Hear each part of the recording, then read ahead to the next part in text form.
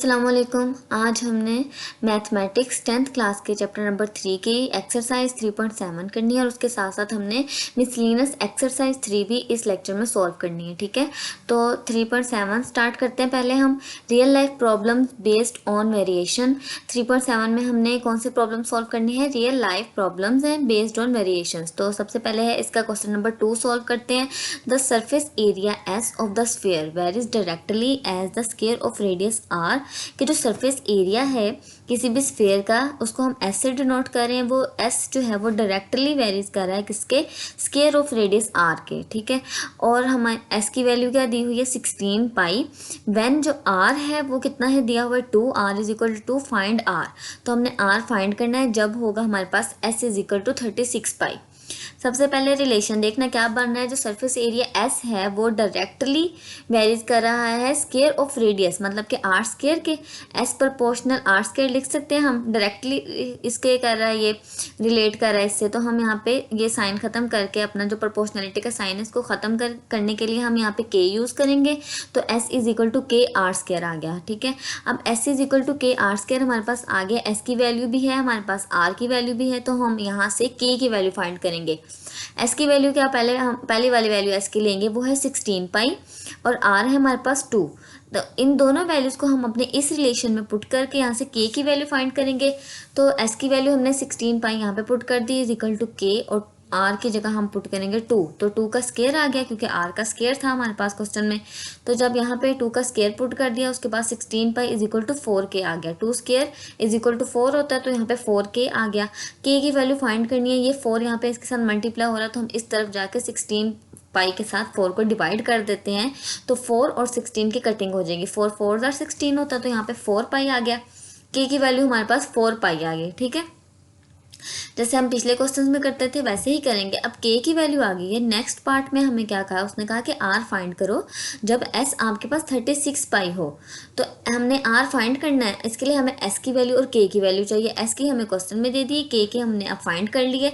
तो हम इसी रिलेशन में S is equal to K R square में आर की और एस की और के की वैल्यू पुट करेंगे और आर की वैल्यू हम फाइंड कर लेंगे। ठीक है, तो find R, S is equal to हमारे पास 36 पाई है। रिलेशन क्या है? S is equal to K R square. इसमें हमने एस भी पुट कर देना और के भी पुट कर देना है। एस की वैल्यू 36 पाई और के की वैल्यू 4 पाई पुट करेंगे। आर स्क्वायर वैसे लिखेंगे, आर स्क्वायर इस तरफ रहा, 4 पाई इस तरफ जाके 36 पाई के साथ डिवाइड हो गया। अब पाई पाई के साथ कटिंग होगी 4 की, 36 के साथ कटिंग 4 9 जार 36 होता है, तो हमारे पास 9 आ गया यहाँ पे। R square is equal to 9 है। अब स्क्वायर खत्म करना है क्योंकि हमें आर की वैल्यू चाहिए, तो हम यहाँ पे स्क्वायर रूट ले लेते हैं। जब हमने स्क्वायर खत्म किया, स्क्वायर रूट लिया, तो ये स्क्वायर इस स्क्वायर रूट के साथ कैंसिल हो गया और 9 का स्क्वायर हमारे पास क्या आएगा? +-3। आर की वैल्यूज हमारे पास आ जाएंगी +-3। यहाँ तक हमारा क्वेश्चन नंबर 2 सॉल्व हो गया। नेक्स्ट इसका हम देखते हैं question number 3। In Hooke's law the force F applied to stretch a spring varies directly as the amount of elongation S and F is equal to 321 B when S is equal to 1.6 inches. Find S when F is equal to 50 IB और find हमने F करना है when S is equal to 0.8 inches. ठीक है, दो चीज़ें find करनी। पहले हमने S फाइंड करना है जब हमें F दिया हुआ है, फिर हमने F फाइंड करना है जब हमें S दिया हुआ है। ठीक है, हुक्स लॉ हमें इसमें दिया है कि फोर्स अप्लाई करते हैं हम एक स्प्रिंग पे, उसको हम स्ट्रेच करते हैं, तो उससे हमारे पास क्या क्या वैल्यूज़ आ रही हैं वो देखनी। जो फोर्स है वो उसने क्या कहा? डायरेक्टली किसके प्रोपोर्शनल है? इस S के। तो F प्रोपोर्शनल S आ जाएगा हमारे पास। रिलेशन क्या बनेगा यहाँ से? F is equal to K S. अब ये इक्वेशन है, इसमें एक दफ़ा तो हमने S फाइंड करना है जबकि F दिया हुआ है, फिर हमने F फाइंड करना है जबकि हमें S की वैल्यू दी हुई है। F is equal to K S हमारी इक्वेशन बन गई। अब F है, हमने पहले देखना क्या है। सबसे पहले जो ये दोनों वैल्यूज़ दी हुई हैं F की और S की, ये दोनों वैल्यूज़ पुट करके हमने K फाइंड कर लेना है। फिर हमने K की और F की वैल्यू पुट करके S फाइंड कर लेना है, और फिर हमने K की और S की वैल्यू पुट करके F फाइंड कर लेना है। सबसे पहले हम फाइंड करते हैं K। F is equal to K S है हमारे पास। F की वैल्यू इन दोनों पार्ट्स से पहले F की वैल्यू हमें क्या दी है? 32 ठीक है। तो हमने 32 IB जो है वो F की वैल्यू है हमारे पास, S की वैल्यू क्या दी है 1.6 इंचज़।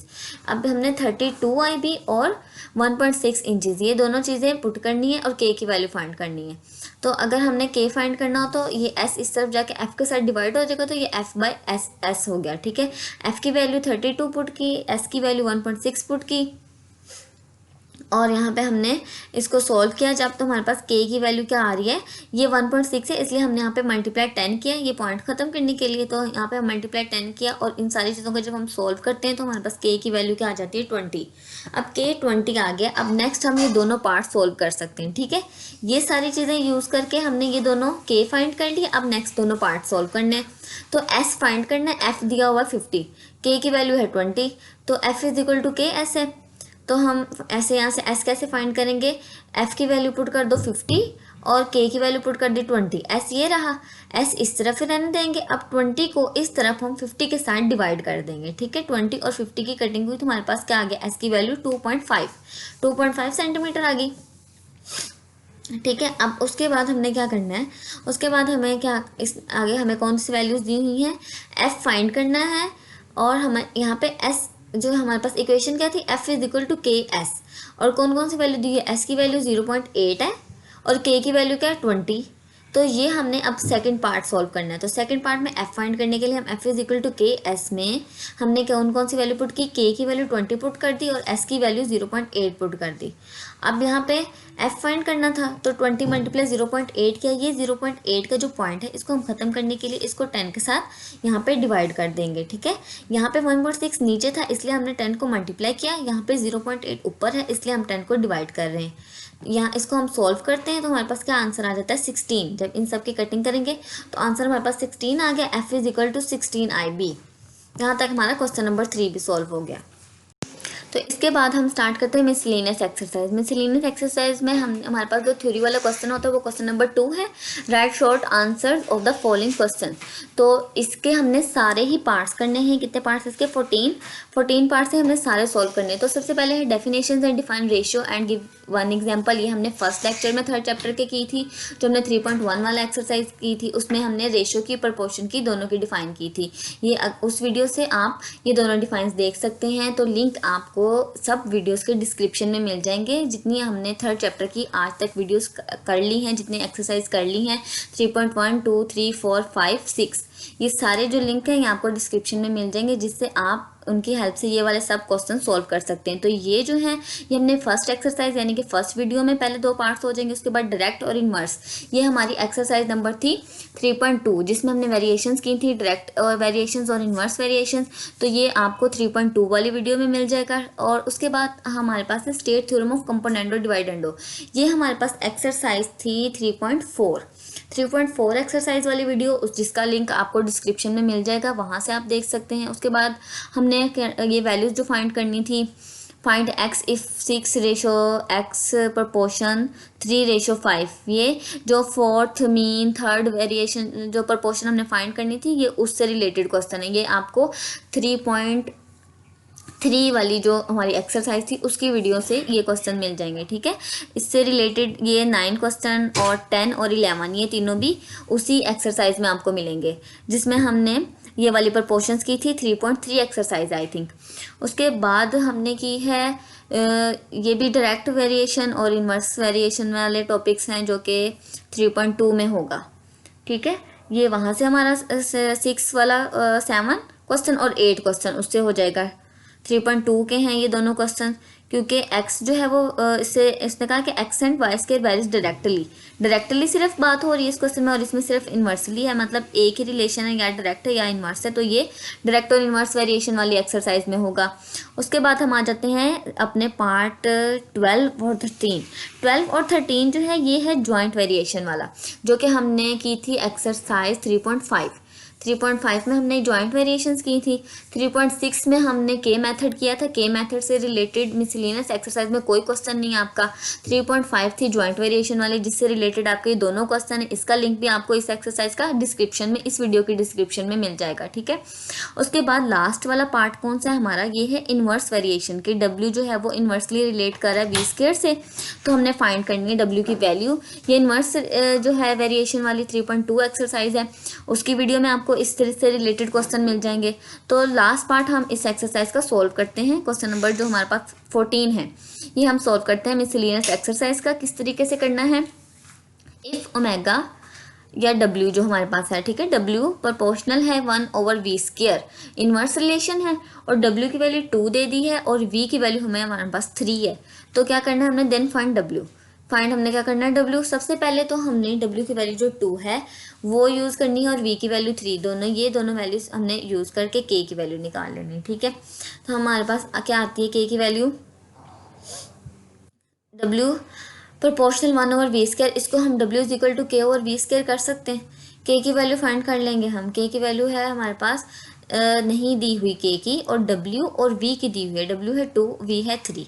हम अपनी इस इक्वेशन में पुट कर देते हैं, जो हमने ये इक्वेशन नॉमिनेट की इसमें हम पुट कर देते हैं। तो W की वैल्यू आ जाएगी 2 इज इक्वल टू K, वैसे रहने देंगे। V की जगह हम 3 पुट करते हैं, 3 का स्क्वायर आ गया। 2 is equal to K over 3 square, 3 square 9 के इक्वल है।